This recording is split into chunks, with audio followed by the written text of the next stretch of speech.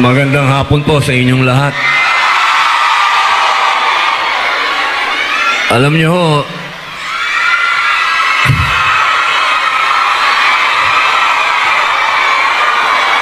Assalamualaikum.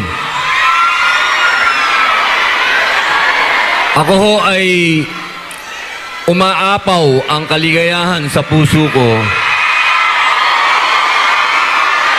Ito na. Mga mahal kong kababayan, tayo po ay tumayo. Atin pong salubungin ang pinakamagaling na Pangulo ng Pilipinas, Rodrigo Roa Duterte!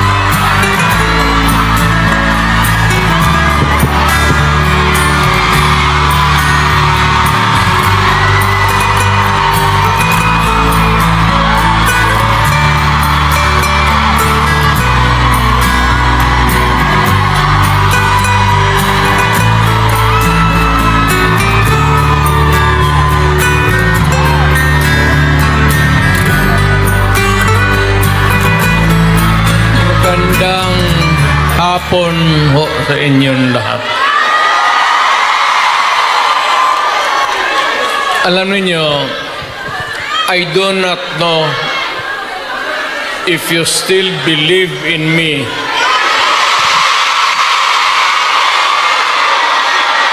Pero nakatingin ako sa inyo. Ano ko?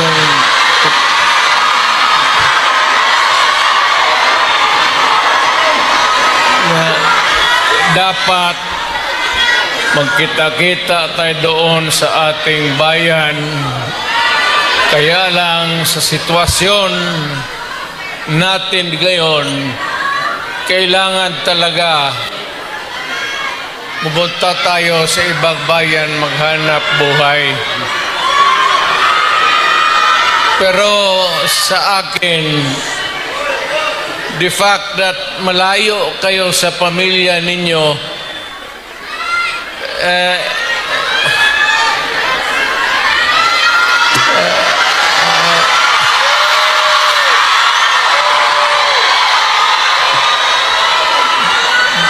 dama ko yung lungkot at alam ko yan. Kasi ganon rin ako noon. Almost 3 years sa labas ako nagtatrabaho. Well, nagtitraining para pag sa connection ko sa pagka-abogado. Kaya OFW, yan ang pinakamasarap magkikinig ako. OFW, mabuhay kayong lahat.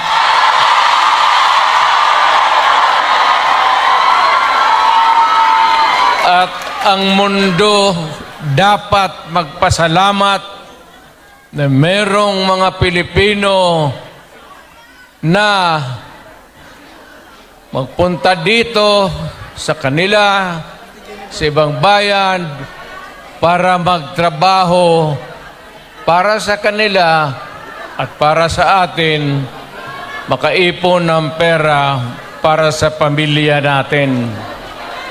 Kasi, well, you know, it would take about 7 to 10 years bago mawala itong sitwasyon natin na ganito. But in the meantime, that we are not really ready economically to provide opportunities na trabaho para sa lahat, then I said, napipilitan tayo dito maghanap ng trabaho para sa ating mga pamilya. Kaya ako ngayon dito, this is not the first time that I have kaharap ko kayo. Tanggapin na lang natin kung ano ang nasa palad natin at magdasal tayo na yung pagod ninyo ngayon dito ang makinabang ang mga pamilya ninyo at ang mga anak ninyo. Mabuhay kayong OFW. Kaya yung lahat ng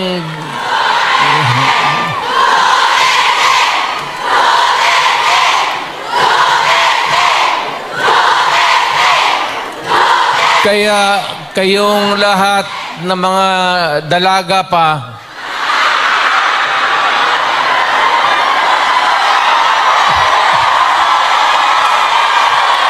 ilan ba kayo?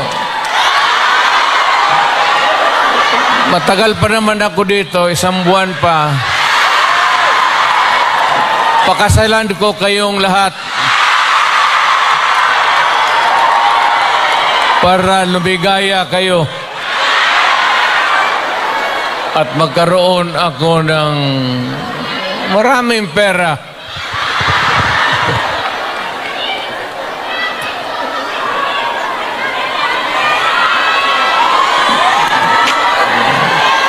You know,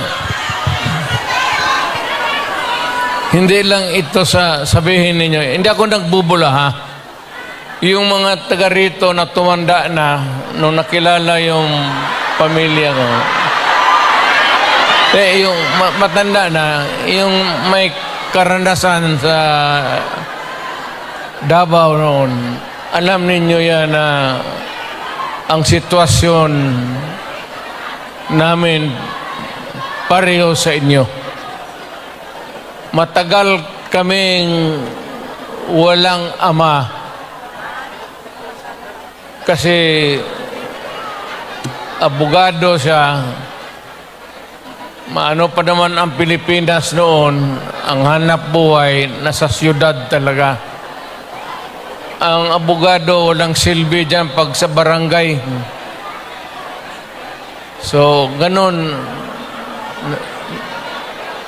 na-experience namin ako, na ang tatay ko, iniwan kami sa lolo pati lola ko at ang tatay ko nagtrabaho sa labas. Ganon, sa labas ng probinsya.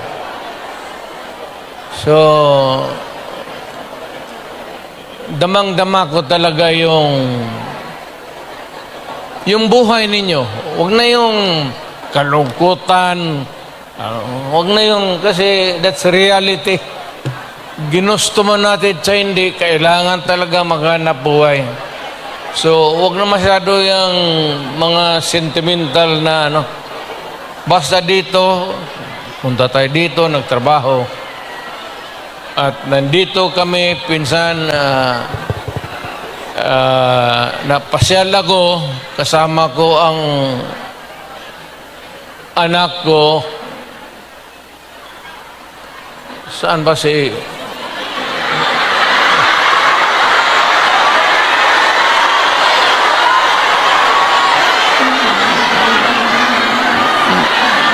May anak ba ako dito sa labas sa inyo?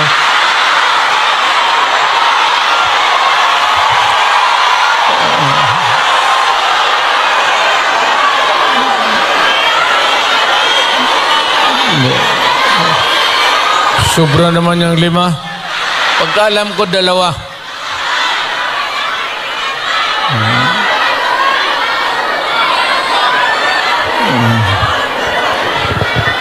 Saan ba pamilya ko?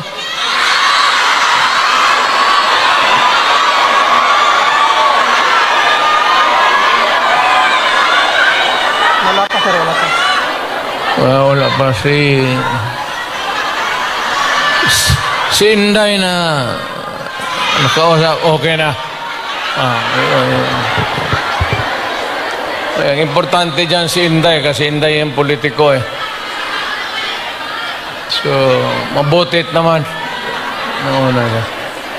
So, anong pag-usapan natin? May pera kayo ibigay? Basket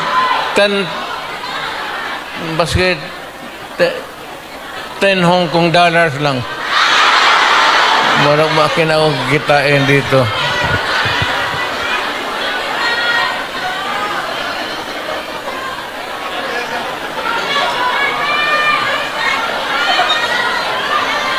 Sunod punta ko dito,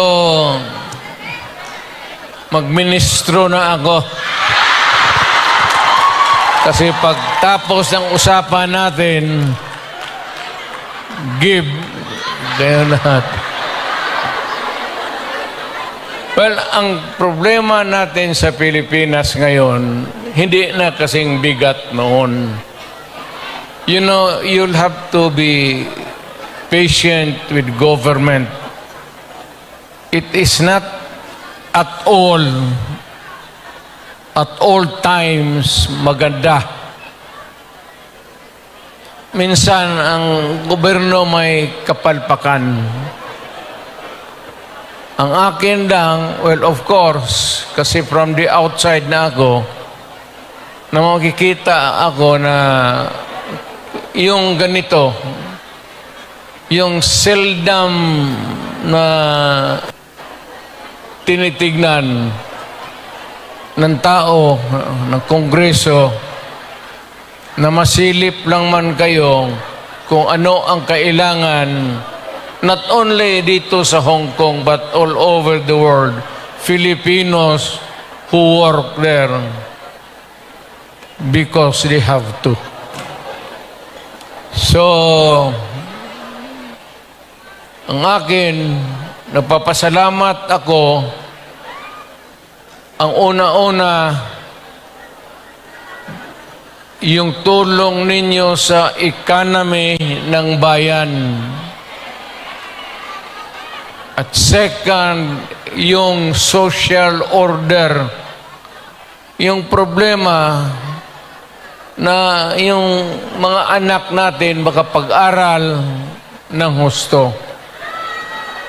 Kaya naman ako nakita ninyo na patong-patong ang kaso ko.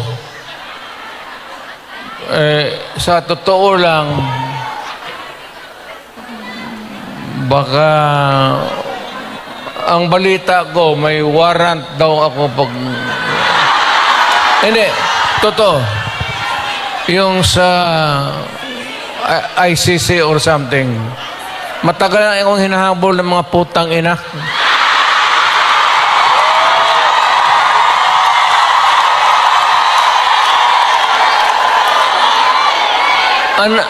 Ano man ang kasalanan ko,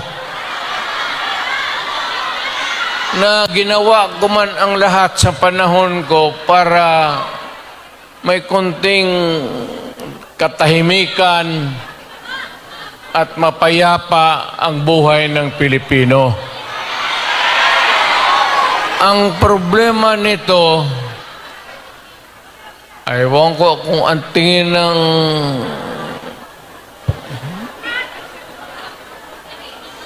ako'y raw yung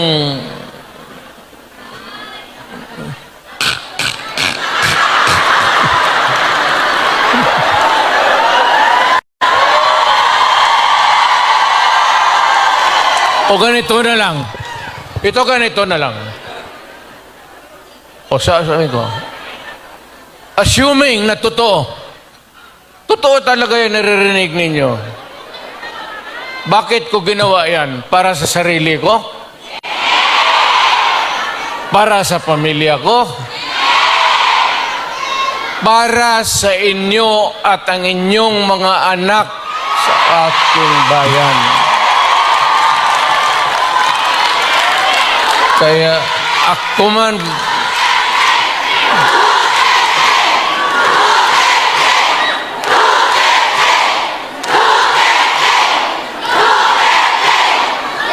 ang higiin ko na lang sa inyo, total, kung ganito man talaga ang swerte ko sa buhay, okay lang, tatanggapin ko yan. Wala tayong magawa hulihin tayo kung ikulong tayo. Kaya lang, meantime, mag-contribute kayo, baski $5, $10, para paglabas ko sa presuhan, pagawaan ninyo akong monumento katabi ni Rizal. Si Rizal may hawak na libro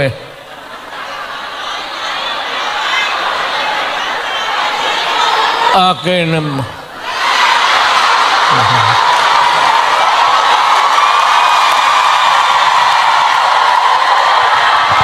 kaya bakit?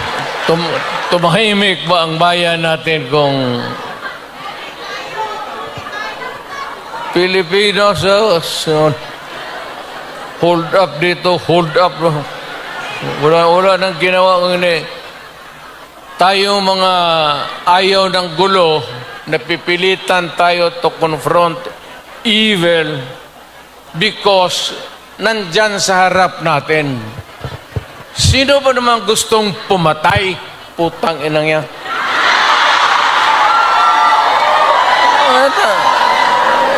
Bakit ako why would I waste my time? Binila, pumapatay yan si Duterte, lumalabas ng gabi, ganon. Anso, sino ba naman gusto maging security guard?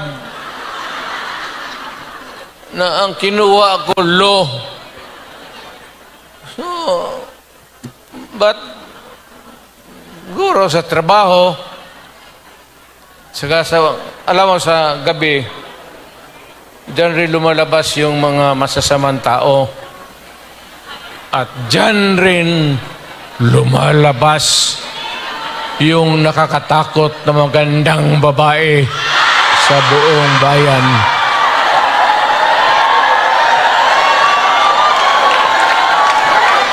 Sino man nakita ninyo maganda sa araw? Nakita?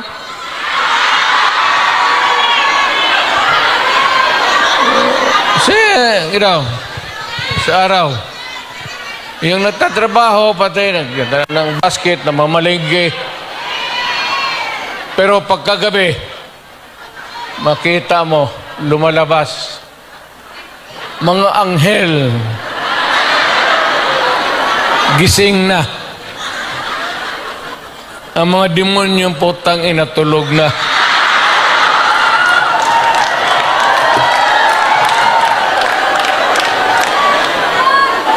Hindi. Ano na tayo? Seriously now. No, our country is not yet that well off. I'm very sorry na nakikita tayo dito at kayong napunta dito sa loob. Kasi sa labas, mga Pilipino rin naghihintay doon. So, sino may-ari itong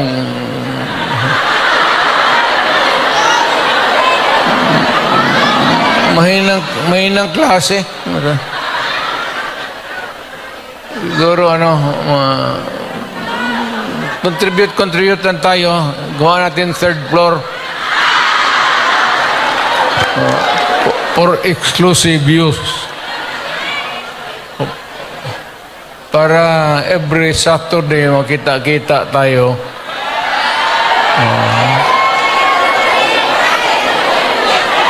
Ano na. Maraming mag-uwi dyan, buntis na. Hindi, yung mga dalaga.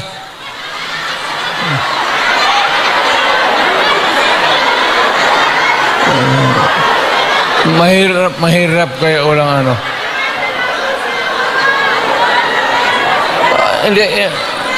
Hindi ako mag-survive ng buhay na walang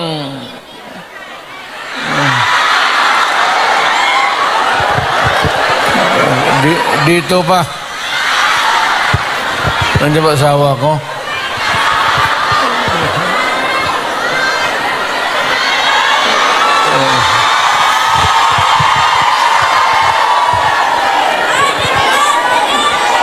Well, you know, ganito yan. We were not really ordered, but maybe it was a form of an order.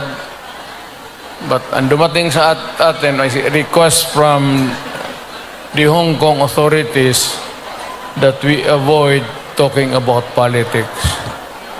Ako wala naman akong planong, no plans to talk about politics. It's too early. I will talk about it sa Pilipinas. Doon na lang kayo makinig. I'm not trying to na kayo you vote for I leave it up to you to decide for your own kung ano talaga ang mabuti para sa bayan. Pero kung ano kayo, if you have to listen to some advice, maybe you can consider the advice ng former president. An advice that is only good for the country. I am not talking about any candidate, but the interest of the Philippines. So, but meron akong mga kaibigan na nandito. Grupo kami dumating. I happen to promise my... Sana nga yung... Wala pang asawa ko.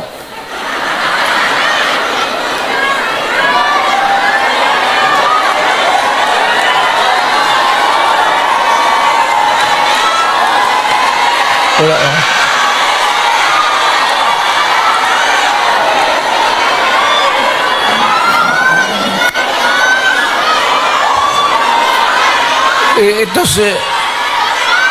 Ito si Hanelet kasi ang asawa ko overseas worker niya. Yung asawa ko ngayon, yung una kong asawa, wag na yun. Nanay ni Inda yun, medyo problema tayo. Alam mo yung nanay ba ni Inday? Tisayan. Tapos nakita ko yan sa aeroplano, stewardess eh. So, pag ano ko, hinanap ko kung saan yung bahay. Doon sa Monteverde, doon sa Davao, pasok ako sa mga bahay-bahay doon, nakita ko ang gaga. Nagalaba. Sabi ko, ba't maganda ito ah. Tapos sa hagdanan ako sa kabilang, sabi ko, Miss, labandera ka?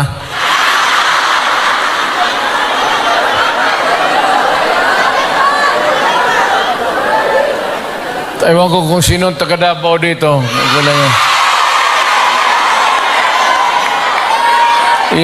Yung hagdanan nila may nung naharata ng nanay si Puring, mother-in-law ko, inilipat yung aso doon sa hagdanan. Tang ina, hindi ako makaakyat. Kaya hiningi mo eh. Ano lang yan yung Anong tawag kayang pukpok sa Bisaya?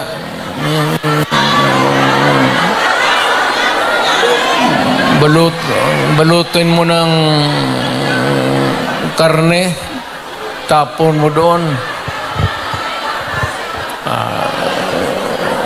Dalawang araw, ang aso nila, dalawang aso na ako na,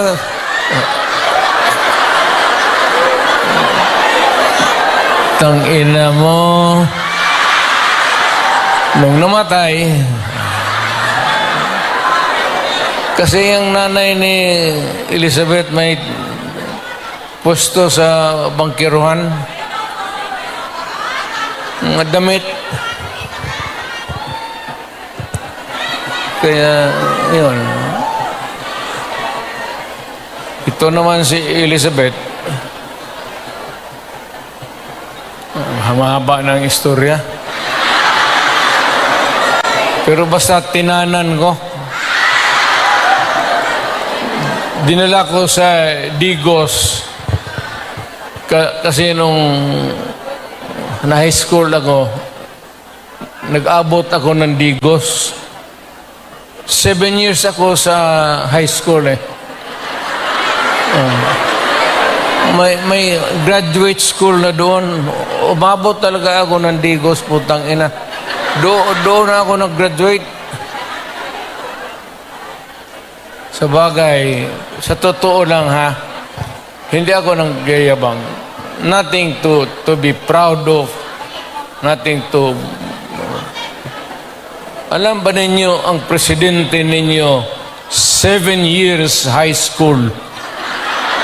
Oh, taga-Davao, alam, alam. Tignan mo ako, sinong mahusay sa lahat? Kasi nag-aral ako ng matagal sa high school talaga. Tinapos ko ng 7 years para ma-master ko yung buhay.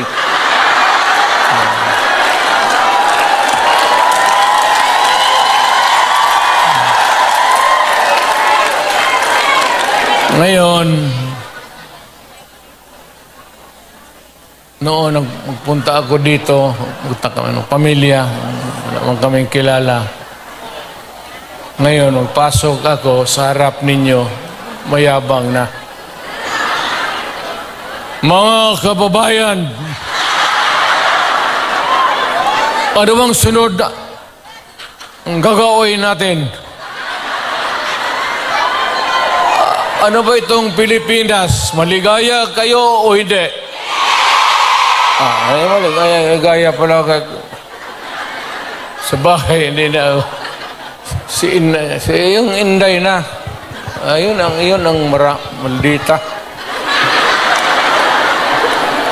Di ba sinabi ko sa inyo, sino yung mga matatanda dito na? Di ba sinabi ko sa inyo, maliit pa yan si Inday. Sinabi ko na sa inyo, maldita yan, bantay kayo. So, nakita nila nagbugbog ng pulis. Hindi lang yun. Hindi, yung nakita lang ninyo sa TV, maraming binugbog yan, mga driver namin, pati buang talaga yan si Inday. Pero kung yun ang masunod sa inyo, magsunod sa akin pagka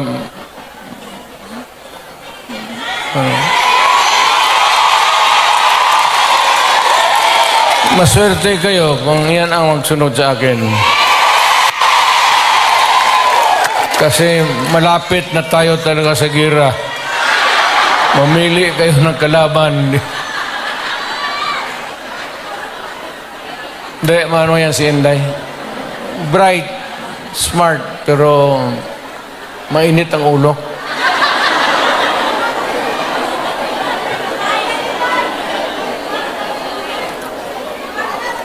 Hindi na ako magtagal kasi ang pinunta namin dito magpakilala naman. Sabihin ko lang yung mga pangalan, tandaan lang ninyo. Si attorney, si lawyer, Jimmy Bundok. Ayan, nandito pala eh. Then we have General Philippine Constabulary ito. PPC. General Ronald Bato de la Rosa. Hinuli ng pulis. Pulis yun, uli nila. Tapos ang sunod, patron ito. Patron ito. Yung iba may mga medalya pa. Si Christopher. Saint Christopher. Senador para.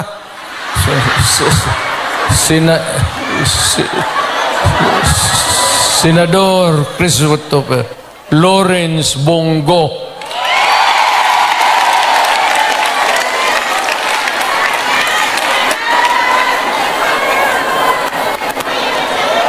Ito yung si Bongo, noon po, the longest time nakikita ninyo, Mayor ako, ito yung aide ko.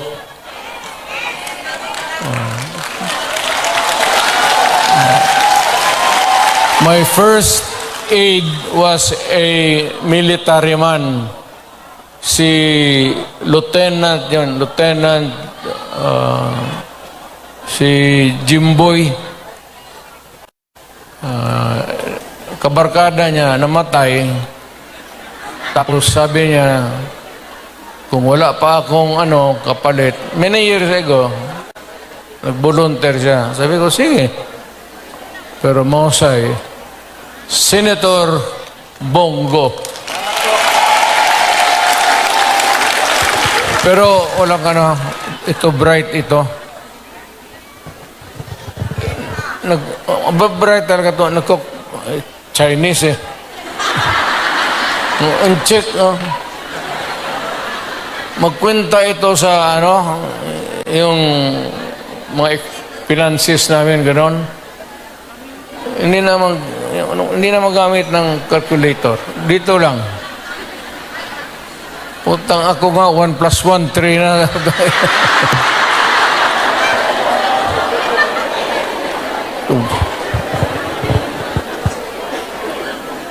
Tapos may isa to. Te, may ari ang mga ilunggo dere. Te, damo. Si Attorney J.V. Hinlo, Western Visayas. Well, actually, ang Western Visayas, walang representation. Wala talaga. So, baka you might think it over at magbigyan mo. Then we have Attorney Raul Lambino. Pangasinan kasi, no? Ilocano to. Sino Ilocano dito? Okay nam.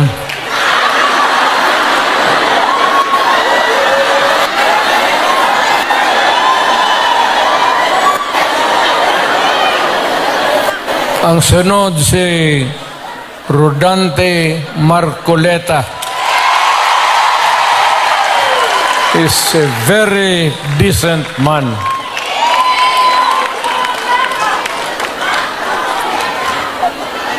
Sinong iglesia dito?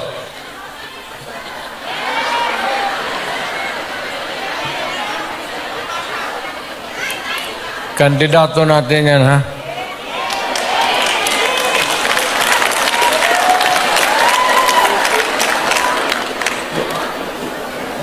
Mudahan si pastor.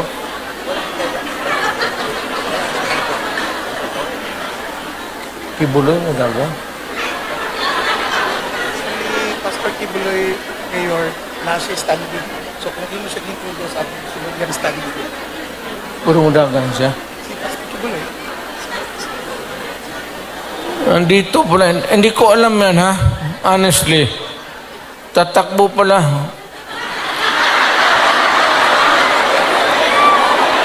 Baka naglakad ito kasi hanggang ngayon wala pa. Di ba siya yung kaharap ninyo palagi? Pastor Apollo Kibuloy.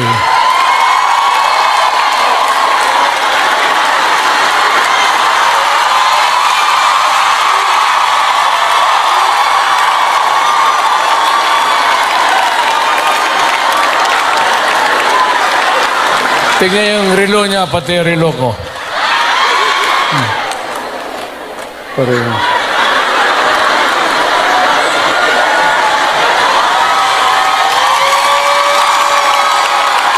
At least si pastor, pag humawak siya sa dibdib niya, kaharap kayo, yung pag-ibig niya yan para sa lahat.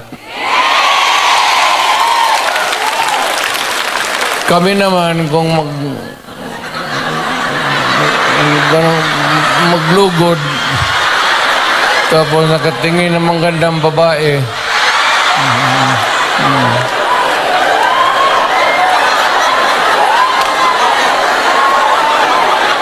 gano'n nga. Pero yung mga gano'n na I am proud to meet you, mga gano'n na style. Pero yung mga gano'n, tapos huwag yan.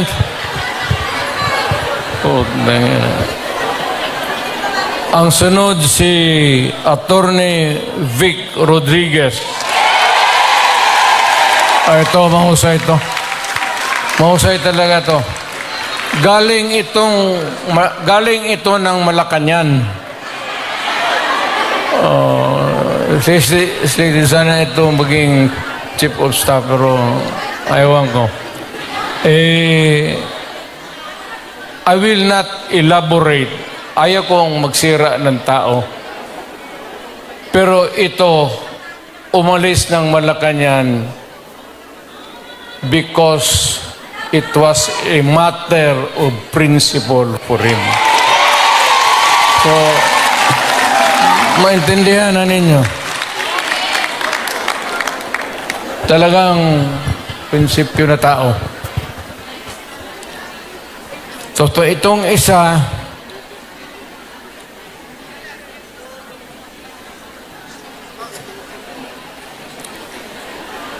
gusto magdagdag ito ng babae sa buhay niya.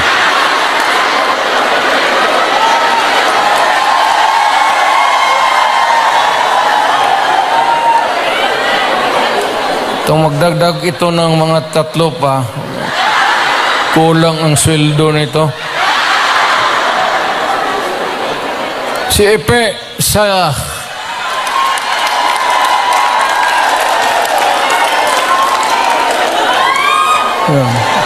kita mo?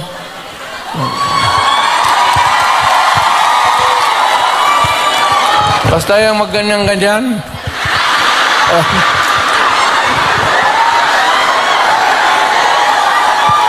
Style bulok.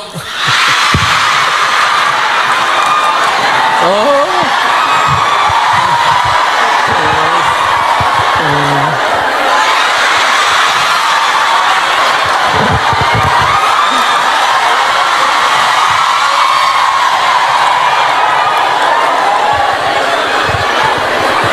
Totoo. Ang kanya ako believe na pakilala, tapos ibig mag-handshake, mag-ganun muna. Hindi ka naman Diyos. Ginagawa ka lang ng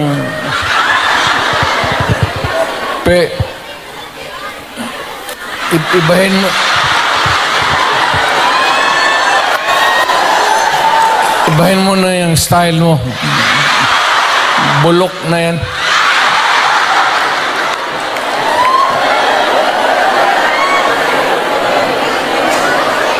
Tapos may idagdag kami, kung sakali lang. Total makatulong ito. Ibig sabihin, kung sumubra kami sa numero, But taga Davao kasi ito. At hindi naman namin mapigilan kung tumakbo. Nandito, hindi ko naman hiyain. So, sasali ko na lang rin baka. Doktor ito. Pero ang balita ko, mga 8 na pasyente niya namatay na.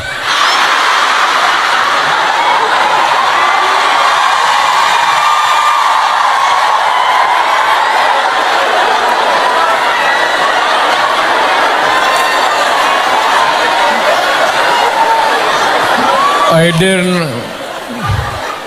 mali yung medisina binigay niya o pinatay niya kasi ayaw magbayad. Dr. Mata.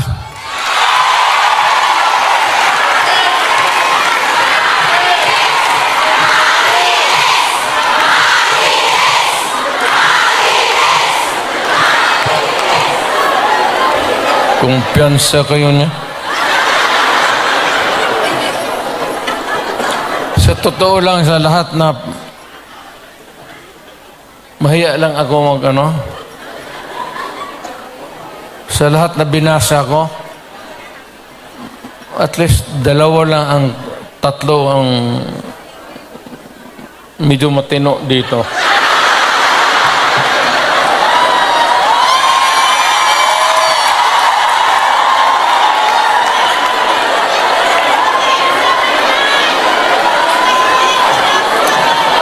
Ang hindi ko talaga masiguro itong si Bungo.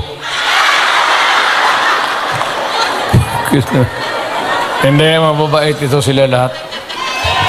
I mean, mga kapatid, I will not, hindi ako ng muka. Time na.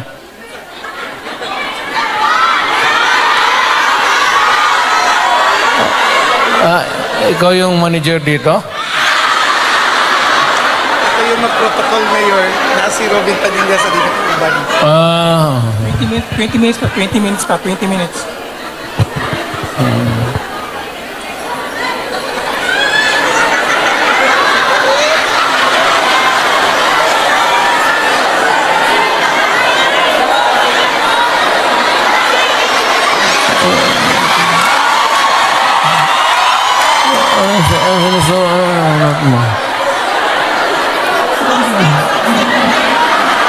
Buntis ka?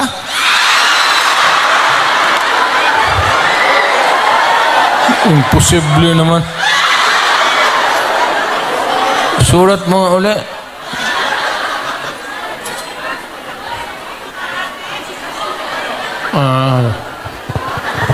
Kala ko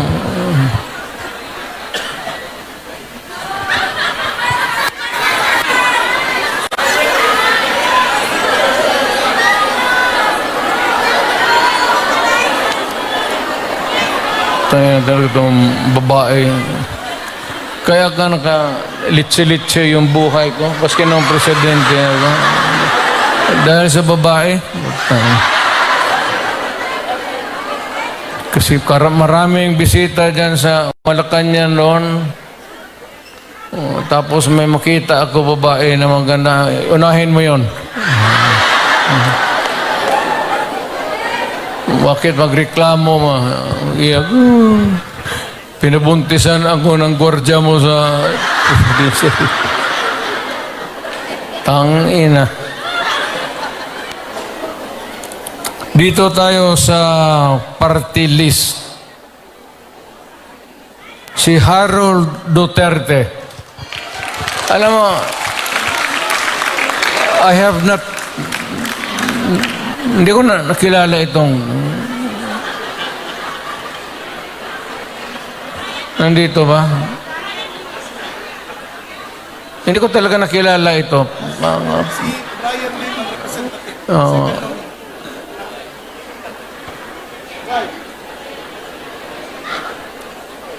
Ang nandito si second nominee, si Brian Lim.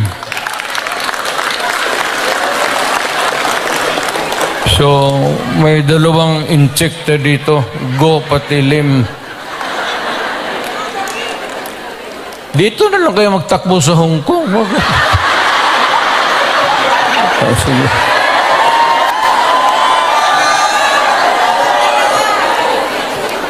Then pangatlo si Johnny Toleran. Walang sinabi, walang binatbat, o wala?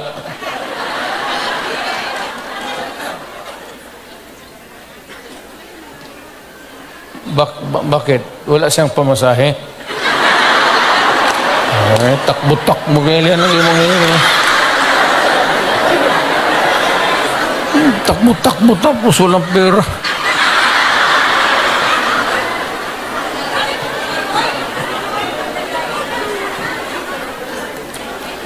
Ano pa ba?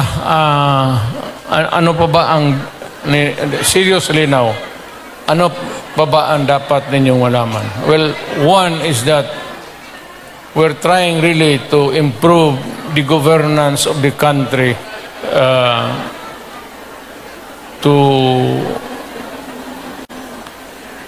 help. Lalo na kayo who are here working, sending the remittances, the money to make your family stronger. I would encourage you to, number one, pray to God that you will persevere. Hindi naman tiis, pero yung mag-persevere ka sa trabaho ninyo. Kasi pag ako, kung hindi na mayor, mag-apply na rin ako dito sa Hong Kong. Hindi man ako maghiya magtrabaho ng bagahe, kaya wala mang kilala sa akin. Just pray to God and rest assured that we are doing everything we can to really improve our country.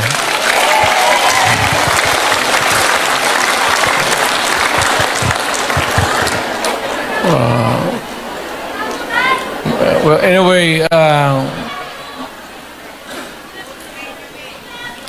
kung hindi ko kayo maano,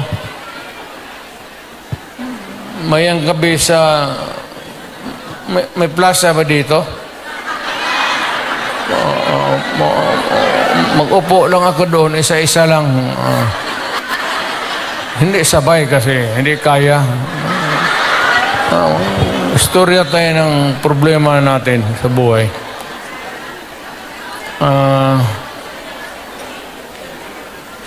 Ano ba problema ninyo?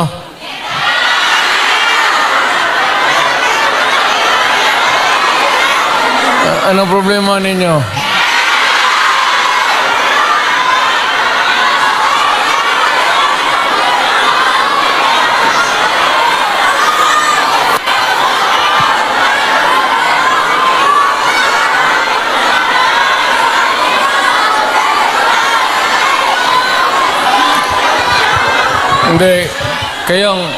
Hindi ako nagbibiro ha, hindi ako nagpapatawa.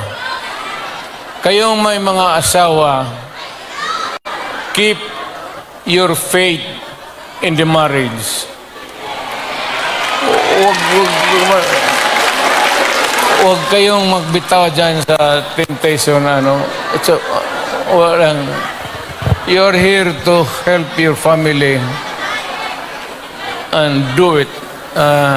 Do not waste it in some other things na activities that would destroy the family and destroy you. Ang akin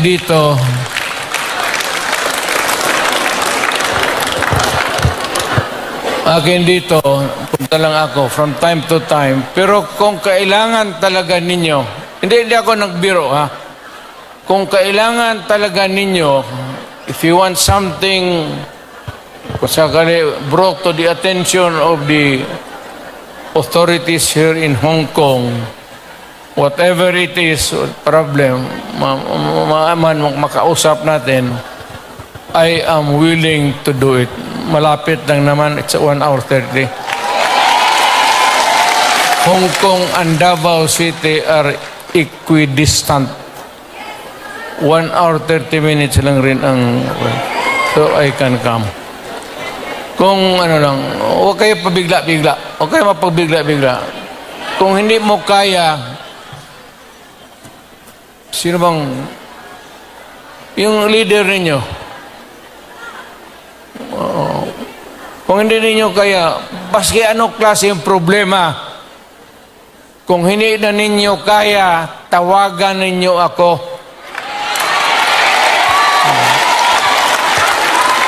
Kung may problema ka sa asawa ninyo, naiwan, putulin natin yung utin ng butang inang nito.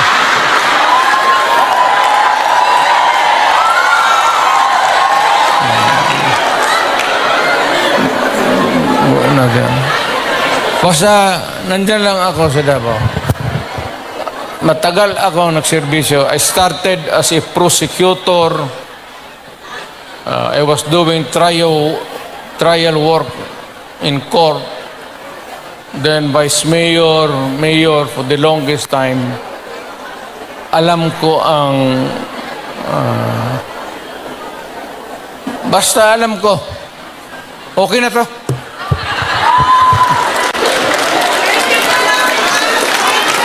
Yung may apologies sincere sa yung mga Pilipino na hindi nakapasok. Kindly extend to them my... Wala tayong magawa eh. Hindi talaga magkasya eh.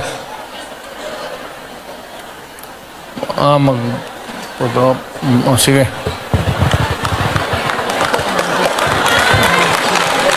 Ano ako magtindig?